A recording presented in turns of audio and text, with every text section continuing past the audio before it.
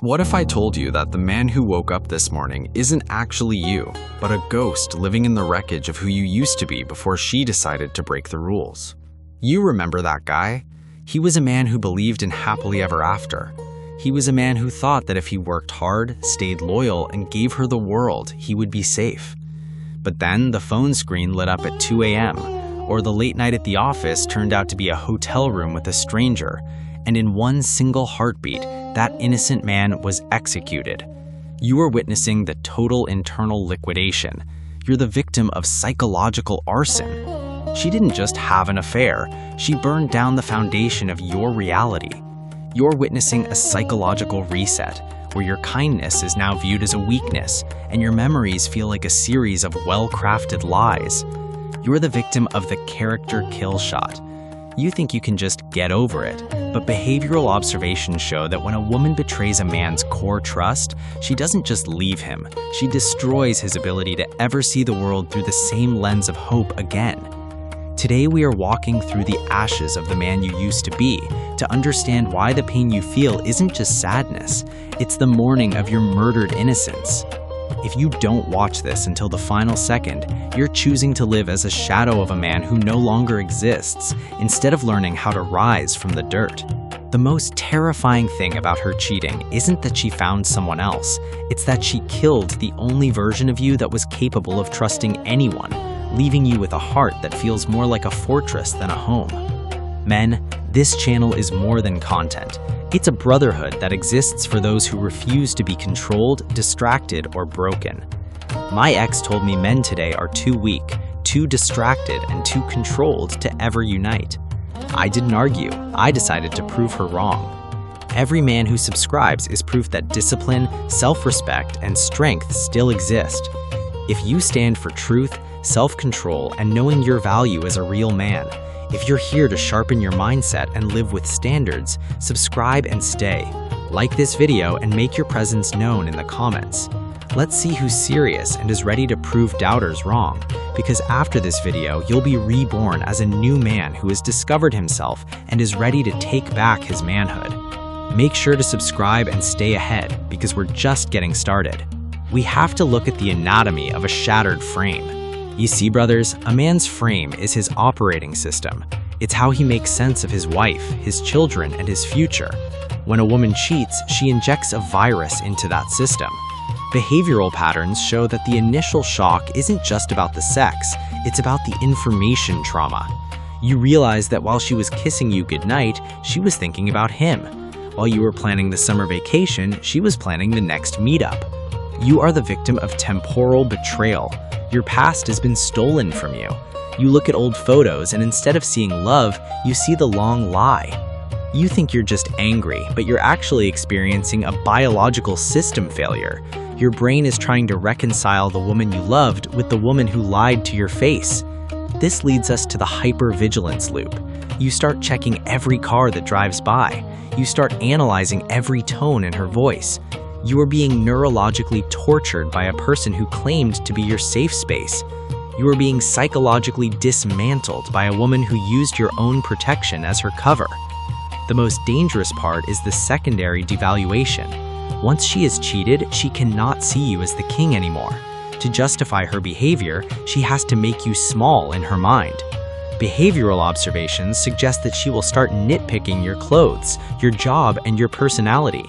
She is pruning your image so she doesn't have to feel like the villain. You're the victim of the moral rewrite.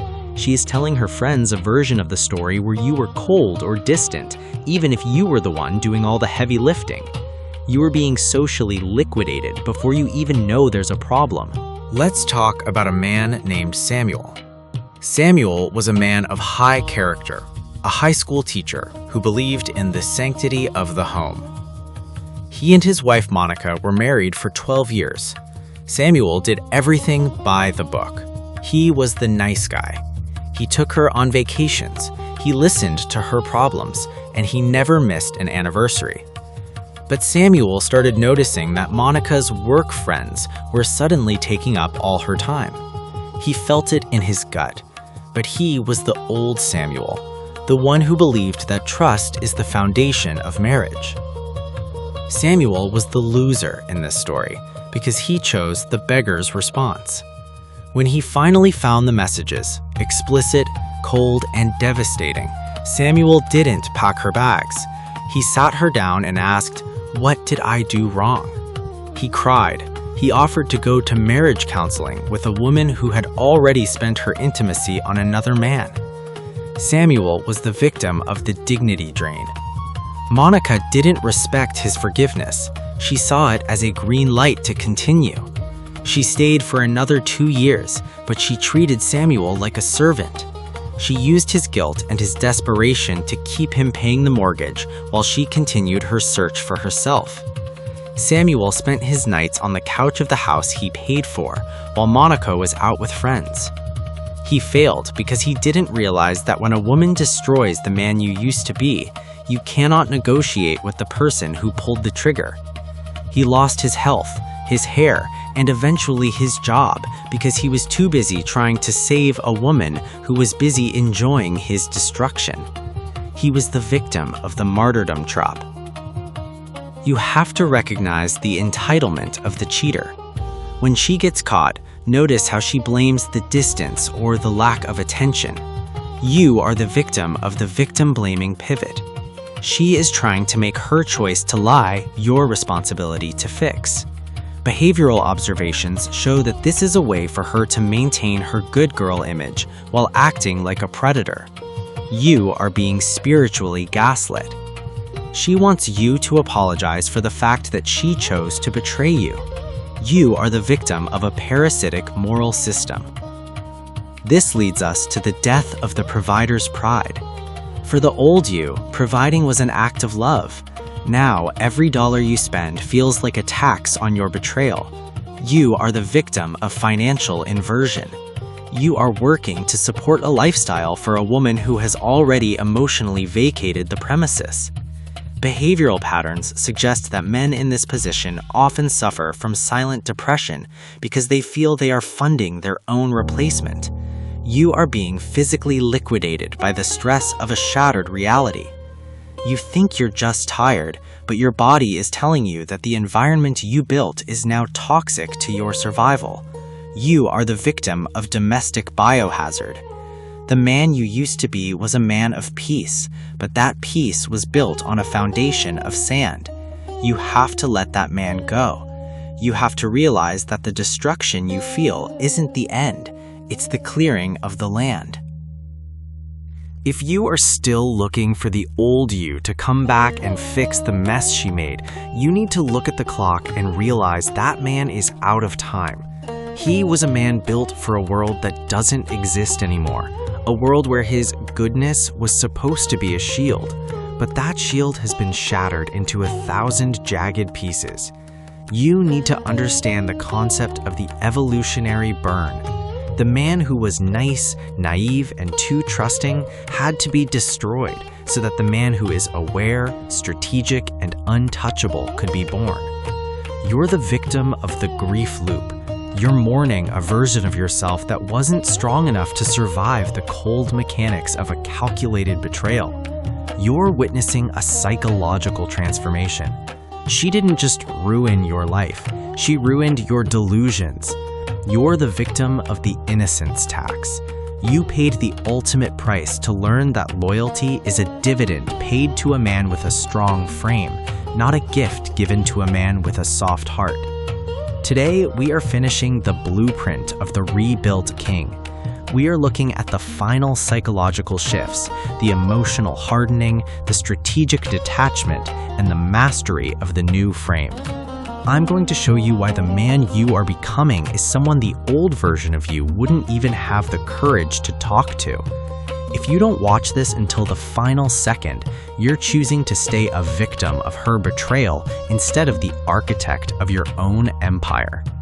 The most powerful moment in a man's life is the second he realizes that the woman who cheated on him didn't steal his future. She just took the weak version of him that was standing in the way of his true potential. I know men with standards are here. If you value discipline, respect, and strength, subscribe, like, and comment. We have to talk about the sovereignty of the rebuilt soul. You see, brothers, when the old version of you dies, the rules that kept you in a cage die with him. You no longer feel the need to ask for permission. You no longer feel the need to explain your pain. This is a cognitive liberation. Behavioral observations suggest that men who channel betrayal into their mission reach levels of success that comfortable men never touch. You are being neurologically upgraded. The moment you accept that the old you was a necessary sacrifice for the new you, she loses her power to haunt you. You are the victim of the memory anchor until the day you decide to cut the rope and sail away. This leads us to the science of the emotional border. Most men try to forgive before they have hardened. This is a behavioral error that leaves you open to more infection. You are the victim of the vulnerability relapse. After her cheating, your emotional center needs to be in a state of absolute sovereignty. Behavioral patterns show that the only way to heal the man she destroyed is to focus 100% on your 3 pillars: your wealth, your physique, and your mindset. You are being psychologically reforged. By choosing to be cold for a season, you are giving your nervous system the space to build a frame that is bulletproof. I want to tell you about a man named David. David was a successful project manager, a man who believed that honesty and hard work were the only tools he needed in a marriage. He gave his wife Chloe a complete life of comfort. He was the happy, naive David. But David found out that for over a year, Chloe had been living a double life with a man she met at a high-end gym, a gym David paid for her to join. David was the winner in this story because he chose the radical rebirth. He didn't scream, he didn't beg for a reason, he didn't even confront her the night he found out. Instead, David spent 3 weeks in total silence, working with a private investigator and a high-level attorney. He realized that the David who loved Chloe was already dead, so he decided to build the new king. David won because he realized that his anger was just unused fuel. While Chloe was out finding herself, David was busy moving assets, setting up a new business in a different state, and detaching his identity from the house he built for her. David won because he understood that the truth wasn't something he needed her to tell him. He already saw it in her actions. Within 2 years, David was the CEO of his own firm. He was in the best shape of his life. He was a man who moved with a quiet, terrifying confidence. When Chloe tried to reach out to him to talk about their history after her new guy left her, David didn't even reply. He didn't have hate, he had complete indifference. He won because he didn't try to get his old self back. He realized the old self was the one who let the predator in the door. He won because he understood that the man who was destroyed was actually just clearing the land for a skyscraper.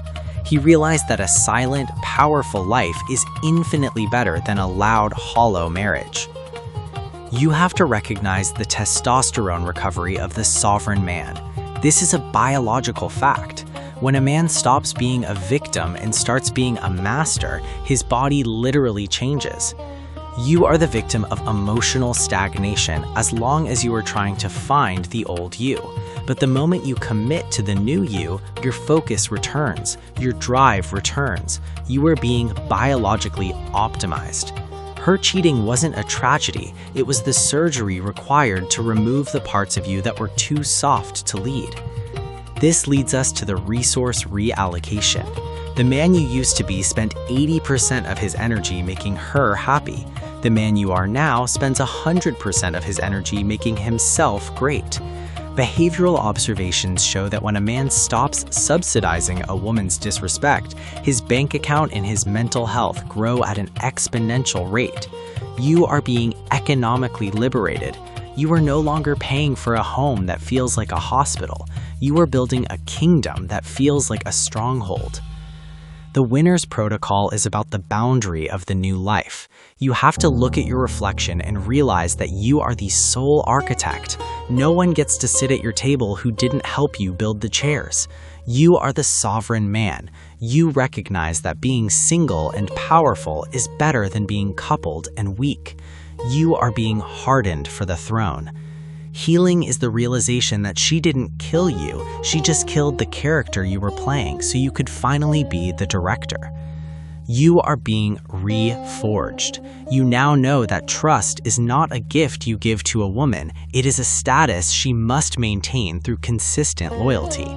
You are the master of your own psychology. You don't need closure from a woman who gave you betrayal. You need results. You are the sovereign man. You are the master of your own destiny.